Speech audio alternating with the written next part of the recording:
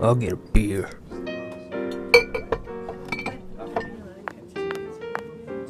Whoa!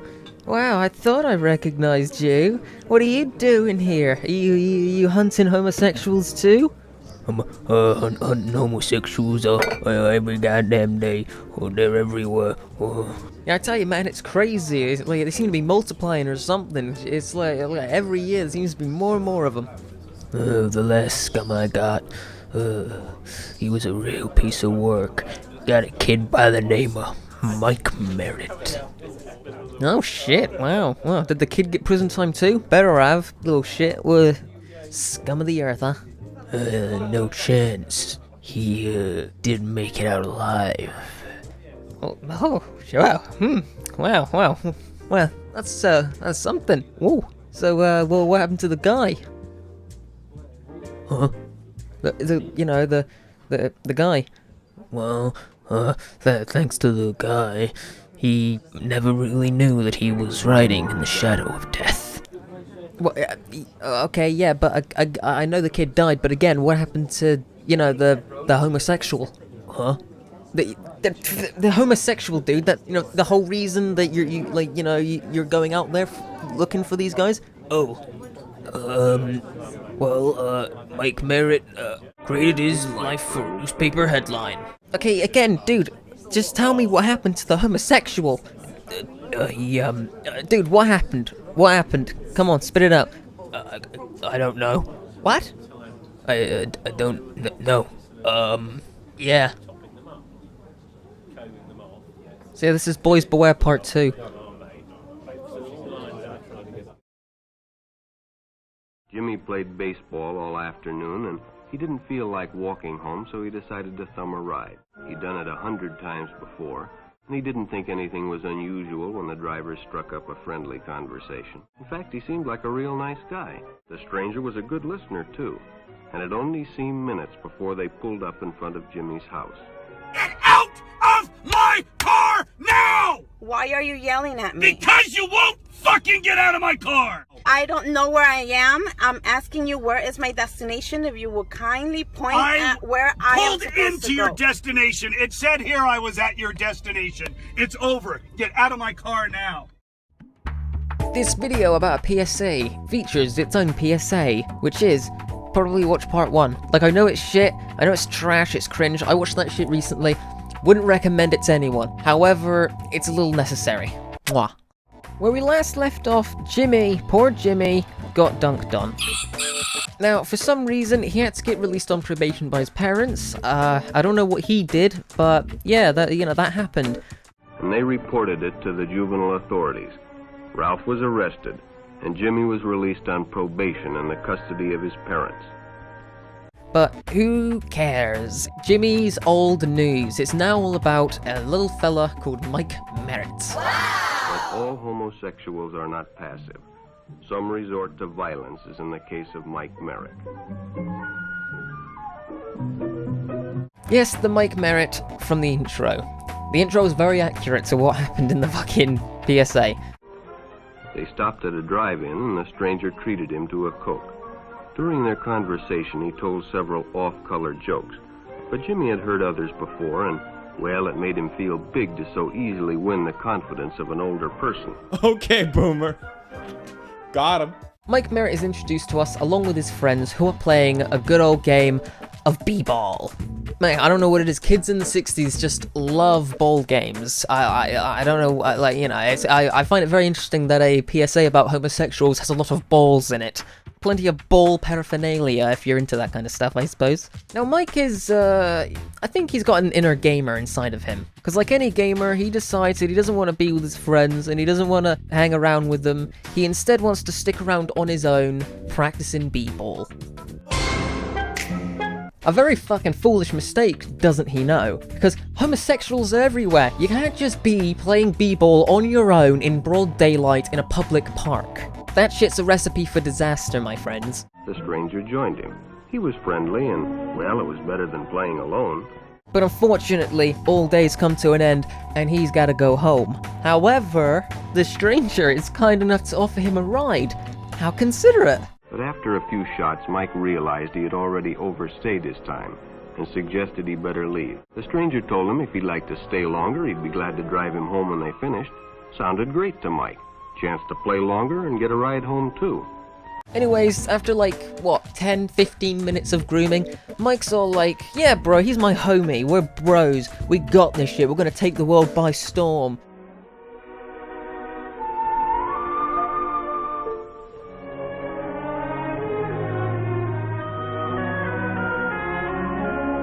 It goes like this, yo, Mike, get in my Hot Wheels, and you can go home with a free ride. Slick. Well, I guess we could do that. That'll be pretty fucking epic. Hell yeah. Heck, if he plays his cards right, he might even get a blowjob. Nothing beats a passenger side blowjob, let me tell ya. To practice. The companionship, the praise, the friendly attitude dispelled any misgivings Mike might have had about going with a stranger. He probably never realized until too late that he was riding in the shadow of death. But sometime that evening, Mike Merritt traded his life for a newspaper headline.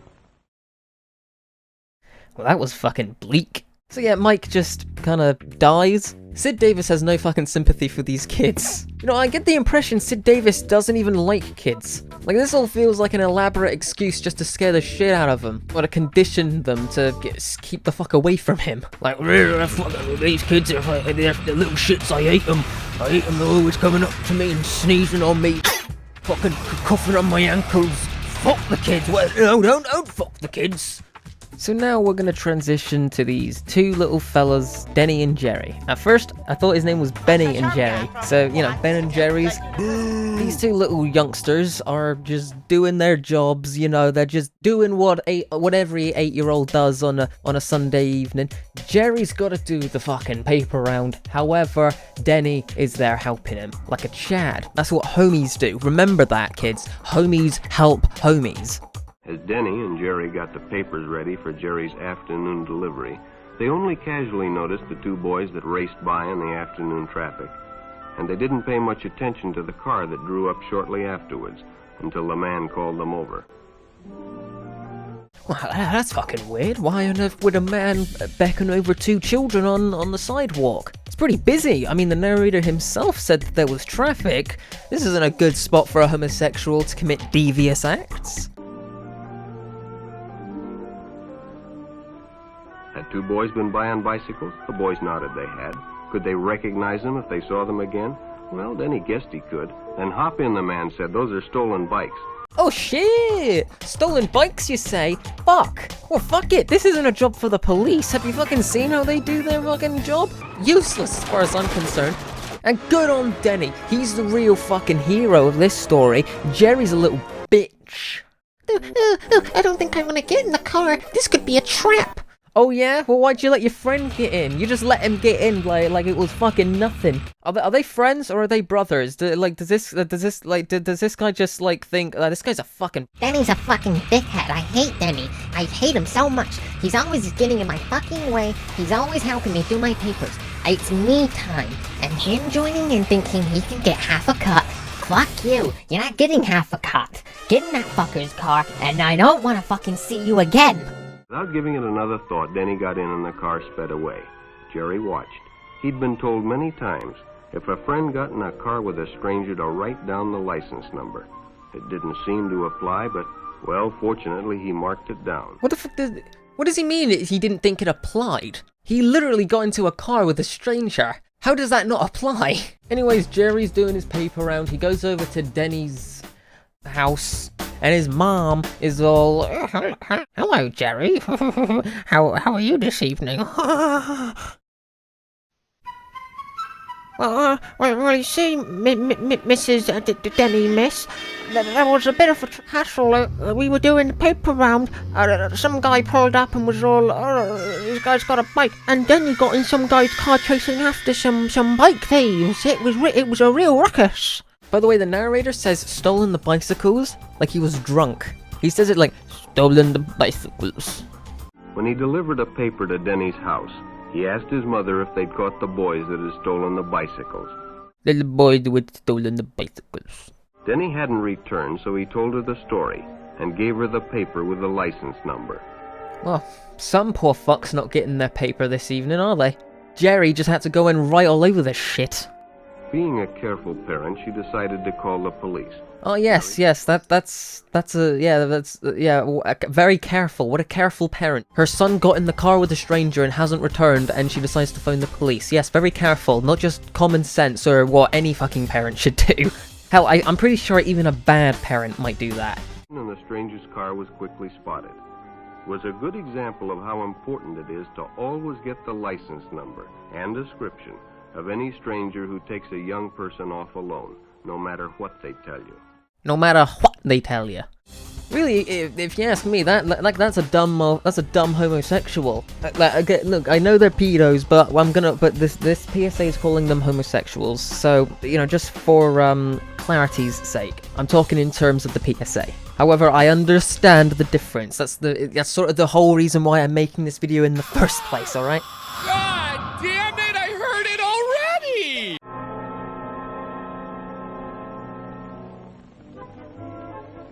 Public restrooms can often... Wait, no, what happened to Denny? I'm sorry, see what I mean? He doesn't care about what happens to the kids, as long as you know that something bad happened to them.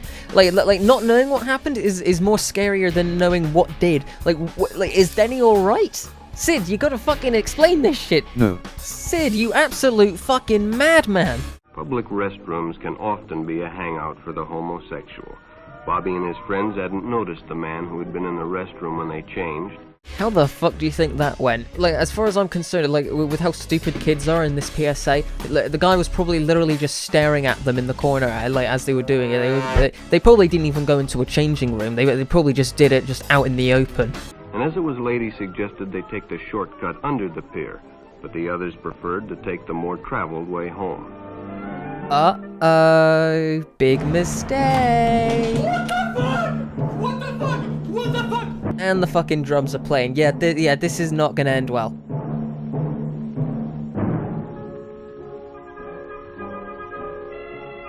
So far, the only good thing about this PSA is that his feet are timed with the drums. And if that's the only good thing I can say about your PSA, you fucked up. When Bobby recognized the stranger as the man in the restroom, the shortcut under the pier didn't seem like a good idea at all. Fucking finally, some common sense in these fucking kids. Like, I was worried Sid Davis would just write them all off as fucking morons. Like, again, I don't think he likes kids. After all, it's more fun to stay with your friends anyway. Yeah, if only every other fucking kid before this one thought the same.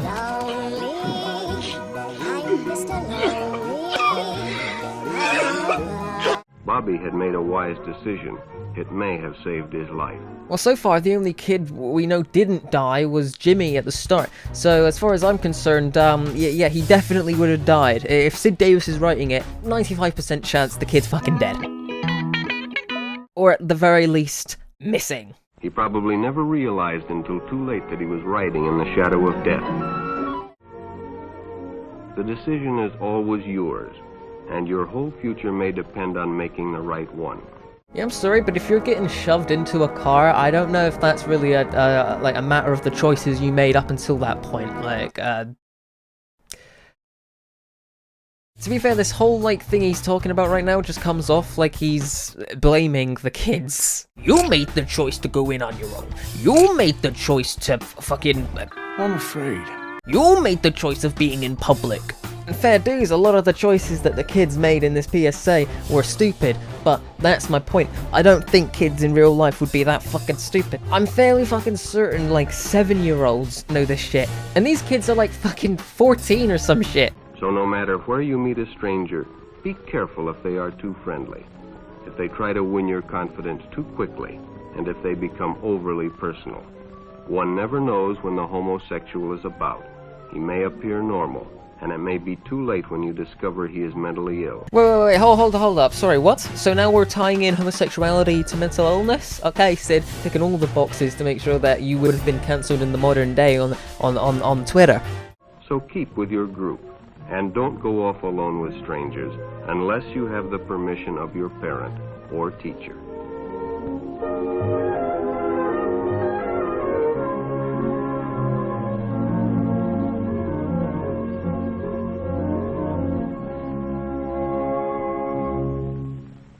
So yeah, there you have it. Boys beware. You're in for a scare. Like, this whole PSA is just whack, dude. Like, for lack of a better word, I'm sure there's worse words I could be using, but, like, whack seems like, whack seems good enough. It has everything a bad PSA has. Misinformation, characters making unrealistic choices that they wouldn't otherwise make in the real world. Like, it just doesn't stop. This is the gift that keeps on giving. It's like a fucking, not to accidentally misquote AVGN, but it's like a buffalo with diarrhea. The narrator keeps spewing shit out of his mouth, and meanwhile, I'm just like, what the fuck are you even talking about? They stopped at a drive-in, and the stranger treated him to a Coke. During their conversation, he told several off-color jokes, but Jimmy had heard others before, and well, it made him feel big to so easily win the confidence of an older person. He probably never realized until too late that he was riding in the shadow of death. Like, riding in the shadow of death? You're not an art film, you're a PSA. Take your shit fucking seriously. That's all I gotta fucking say about this. Fuck Boys Beware, fuck Sid Davis, and fuck the 60s, because Jesus Christ, how the fuck did they not invent color back then? What the fuck?